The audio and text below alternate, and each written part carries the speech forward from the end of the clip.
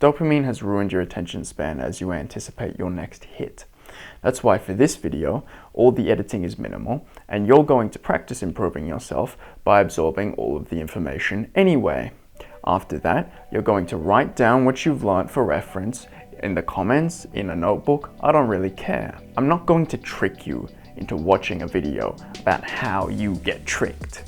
It's disingenuous. So I'll get right into it. You have to have a problem identified. You need to know the practical steps you can take to establish a framework, and then learn the mental steps to overcome your habits. Dopamine is released in expectation of doing something, not with experience. That means thinking about something can be more rewarding than actually doing it if you don't find much pleasure in working towards your long-term goal, or you value your immediate pleasure more than you value actually working towards a goal you might not be aligned with. This isn't solved through dopamine detox like everyone parrots. It's a step towards cognitive rewiring, which is the real solution. You need to fix the wiring in your brain to be resensitized towards less intense pleasures. Things like video games exploit this by creating paywalls and loot boxes. Like recently, I went back to a video game for nostalgia's sake, but that doesn't really matter. The point is, I felt a physical pull, like an actual physical sensation in my head, drawing me in towards that. You're also straight up addicted to things that are bad for you. It's your fault too. Just because someone in a lab spends 40 hours a week of their entire life for the next 10, 20 years figuring out exactly what color or sound might set you off and, you know, oh my god, monkey brain activated, doesn't mean it's not completely your fault. Is this victim blaming? I don't give a shit. It's a force of nature at that point. You don't blame the earthquake for being an earthquake. You blame the builder who didn't prepare the building for the goddamn earthquake you knew was there. It doesn't matter. In the same way you wouldn't blame the President of the United States for launching a nuclear bomb. You would, actually. It doesn't matter. The long answer is you have agency. It doesn't matter who tries to come after you. Your addiction is most likely not physical, and for the same reason not every soldier in World War II got a morphine addiction, you don't need to fall for yours either. Addiction rewires the reward systems in your head to any activity. Do you know what that means? It means that one dumbass stoner friend you have who's like, oh, I'm not addicted. Yes, you are, bro. Bro, I've told you before, and I'll tell you again. It doesn't matter if it's not nicotine, bro. I don't care you're not doing heroin. Bro, you're still addicted. You smoke every goddamn day. You say, oh, I'm not hungry unless I smoke. Bro, you're addicted. You have an addiction. To overcome this, you need to utilize a mixture of willpower and distraction. It's the easiest way. There is no way in hell I could out-willpower an addiction alone, because you're literally fighting yourself up here. It's impossible. You won't win because your conscious brain is not as strong as your unconscious and your subconscious. The easiest way to deal with this is to schedule a hobby or activity in the time you usually aren't busy. That way you literally cannot be around the thing you're associated with. The only problem with this is it doesn't actually fundamentally deal with the addiction. It's not the only step, but it is key, and it does help immensely. Your life puts you in proximity with temptation and submission. Throw it away. Literally throw it away, bro. God, these geeks, bro, these nerds, bro, I don't care if you're 6'3" and oh, I'm fit, I box, bro, I cycle every day. Bro, you can't even separate yourself from the vape. I ask you to throw it across the room and you're like, it's expensive, it's expensive. You have a job. Bro, I don't care. You have infinite money. You have infinite time and you're sucking on it. Like, bro, just, oh, it gets to me so much. These motherfuckers can't separate themselves for 2 seconds from their precious little Chinese chemical. Bro! After you throw it away, slowly reintroduce it into your life. Not the addiction, not the actual addiction, the item and the associated thing. So if you have like Oh, what's a good one, for example? Sugar. Sugar's a fantastic one. You like cookies. You're probably a little bit of a fat shit. That's okay for now. You're gonna fix it, but it's okay for now. And what you're gonna do, you're gonna put whatever you have, wherever you have it. You got a cookie box on the table, you got a donut box on your coffee table. You're gonna take it, you're gonna find a nice, visible place you don't usually go to. And because you're addicted to shit, you probably don't read. So you're gonna find the bookshelf that's in your house because you like to show off all your collection of your Moby Dick, you know, your Great Gatsby, To Kill a Mockingbird, or what's another, a classic. What's a classic? Let me think for 2 seconds. You know what, you caught me. I don't really read a lot of books. I don't know a lot of classics, man.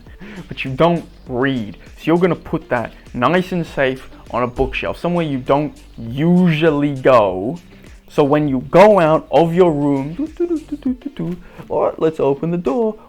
And you see across the room, there it is. It's right over there, but you don't usually go over there.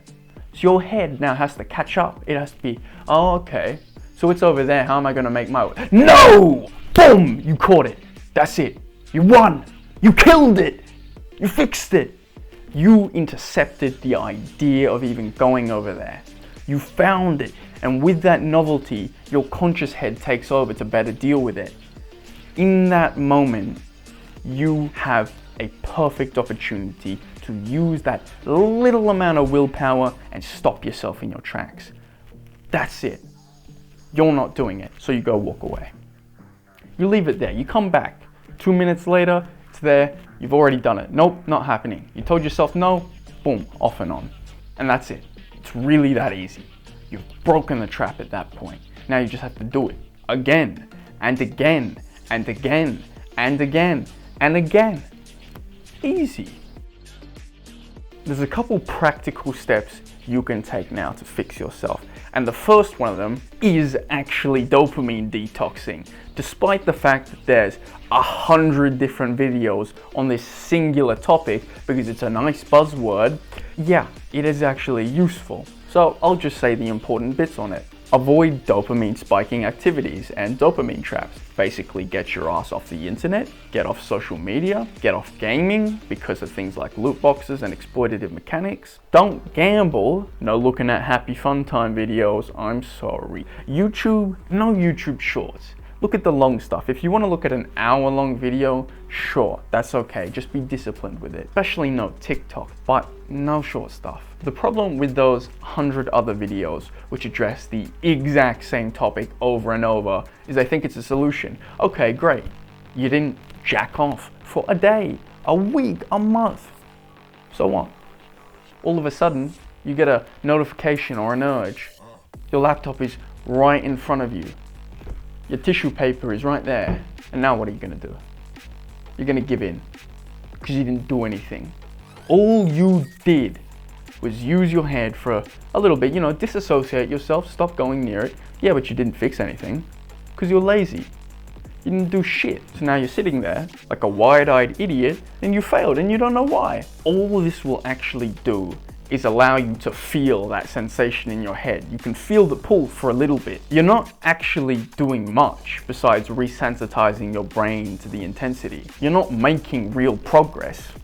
You're earning a seat at the table. The easiest way to now focus yourself around this habit is goal realignment. This is when you get your head straight and you actually align your goals with what you want to do in a meaningful way. This is your focus. It's what I described in the 9 mindset. You need this in order for your conscious, subconscious, and unconscious brain to take care of your strengthening newly formed habits and growth by prioritizing what you use most. Your body is 100% use it or lose it. Unless this thing has been critically important at some time in your life, your brain just won't persist the connections necessary to remember it. It doesn't need it. It will reallocate that space to other connections which are more used. Expose yourself to new stimulus repeatedly. Expand on it, use it. The reason I remembered essays in high school, they made you remember like 1,200 word essays, is because I used this process of cognitive rewiring to remember things. I'd read the essay 2-3 times, and then I'd read every paragraph individually 8 to 10 times. I'd then go through the entire thing. I'd pick out the important information, the little bits from here and there, and I'd put them in an anagram, an 8 to 12 letter word. You break that up into a couple pieces, and then you repeat them. To the point of insanity, you repeat them. You're going to repeat this word 50 times, 100 times, 200 times. It is drilled into your head. And the only reason you're remembering it and you're repeating it like that is so you can get it written down on the test paper. Because in the end, you don't even need the word. That's not the important part. You just need to remember it long enough so that you don't forget it. You can do the same thing to the process of habit formation by breaking down habits into smaller parts, knowing those segments well, taking the important parts out of those segments, and rather focusing on, well, I need to go fix a diet. No, I need to get up, I need to get a banana, it's over here, I need to cut it up, I need to put it on a sandwich, I'm making banana on toast. I don't care if you want to like braise it a little bit or do some weird stuff, but in the end, it's good, it's there, and you haven't dieted. Nothing about diet even came up. It's just, what is breakfast? This is breakfast now. What is breakfast made of? This is what it is. This is no longer what I eat. What do you actually need to do, physically speaking? Because there's a lot of, mental tricks. Okay, great. The physical bits now. At the most basic level, your physical state is a direct reflection of your mental state. And vice versa. If your body looks bad, it's because your headspace is messed up or you don't value it in the first place. There should not be a person on this earth who actually cares, who doesn't have a physique anyone today would kill for. It's far too easy to build and maintain one for you to sit on your ass. This makes your physicality a pretty good reflection of your mentality, and of course you can abuse this too. You get the general idea. If you look good, you'll feel good. Don't do any crazy things, and you can use it to kind of guide yourself through. Now, to the more complicated one. The one I was actually looking forward to, and the one I made this video about. Neurocognitive rewiring is the process of new habit formation. It's enabled by the latent neuroplasticity of your brain.